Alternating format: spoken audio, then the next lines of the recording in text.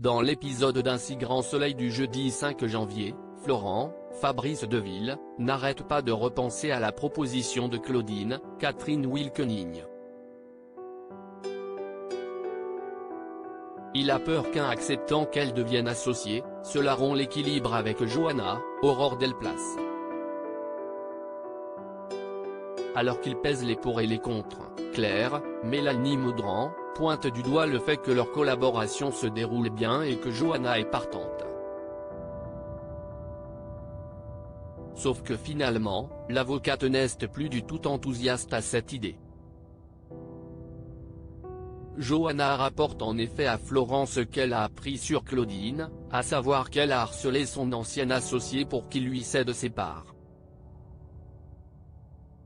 Pour éviter de finir comme ce dernier, il décide donc de refuser l'offre de Claudine. Florent craint toutefois que celle-ci se vexe et quitte le cabinet en emportant avec elle son portefeuille de clients. Mais Johanna y a déjà pensé. Selon elle, ils doivent la jouer fine et gagner du temps en embauchant un autre avocat senior capable de la remplacer, ce qui rassurerait ses clients si elle s'en va. Florent a bien compris que son associé avait en tête Guillaume, Manuel Blanc, mais il sait que ce dernier va leur coûter cher. Consciente de cela, Johanna estime que si est le prix à payer s'ils veulent garder la main sur le cabinet. Ailleurs à Montpellier, Dimitri, Victorien Robert, a eu une idée pour se rattraper de son échec de la veille. Il a contacté un ami acteur et cascadeur pour une mise en scène. Greg aura pour objectif de draguer lourdement Sandra, tandis que Dimitri ira à la rescousse de la jeune femme.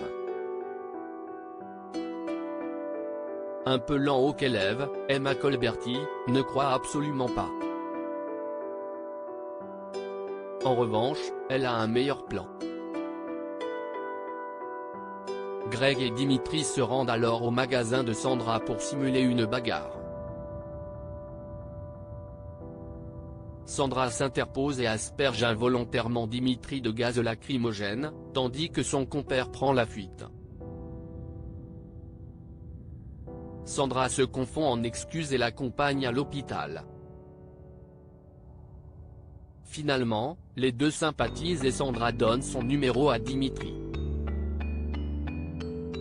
Plus tard, Guillaume passe à la boutique et montre à Sandra des lieux pour la réception de mariage mais celle-ci n'est pas trop réceptive.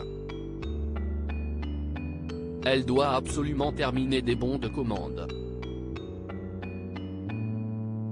Elle prétexte en effet avoir eu une journée de travail très chargée. Manu a une suspecte, Hugo menace Christophe. Johanna se rend au palais de justice afin de rencontrer le juge Laplace et surtout le relancer quant à sa demande de référé. Mais ce dernier se montre intransigeant. Il a octroyé un délai à Christophe, Hubert Benhamdine, pour examiner le comportement du chien et ne compte pas revenir sur sa décision. De son côté, Manu, Moïse Santamaria, appelle le vétérinaire pour lui faire part de sa théorie. Il pense que quelqu'un a dressé Ziggy à l'insu de son maître pour qu'il l'attaque lors d'une balade en forêt. Christophe estime que si est possible, toutefois cela soulève des questions, comment dresser un chien de manière intensive sans que son maître soit au courant ? Et quel a été le déclencheur de l'attaque, puisque Ziggy n'était pas agressif au début de la balade. Peu après, Manu a convoqué Darius, l'associé et ami d'Hervé pour savoir s'il pouvait avoir des ennemis, ce qui ne semblait pas être le cas.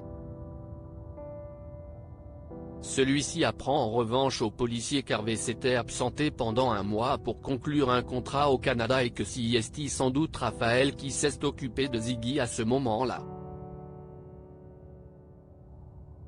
Celle-ci reste la principale suspecte d'autant qu'elle a un casier pour vol avec violence et est en conditionnel.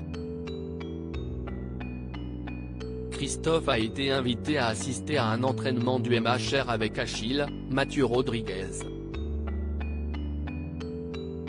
Il propose donc à Cécile, Marie-Gaëlle Cal, de les accompagner, mais celle-ci n'est pas vraiment intéressée. Surtout, elle avoue à son chéri que depuis la procédure d'adoption, elle a l'impression que quelque chose a changé avec l'adolescent. Qu'un malaise s'est installé entre eux. Elle suppose que ce n'est pas évident pour lui cette histoire d'adoption, puisqu'il a perdu sa mère. Christophe lui propose alors d'aborder ce sujet avec Achille. De quoi rassurer Cécile qui espère que cela leur permettra de retrouver leur complicité. Peu après, les deux tourtereaux reçoivent Hugo, Bibi Tanga, à dîner. Tout se passe à merveille jusqu'à ce que le légiste évoque le fleuriste, un tueur dont l'identité n'a encore jamais été déterminée. Hugo est convaincu que ce dernier va recommencer et il est déterminé à le faire tomber.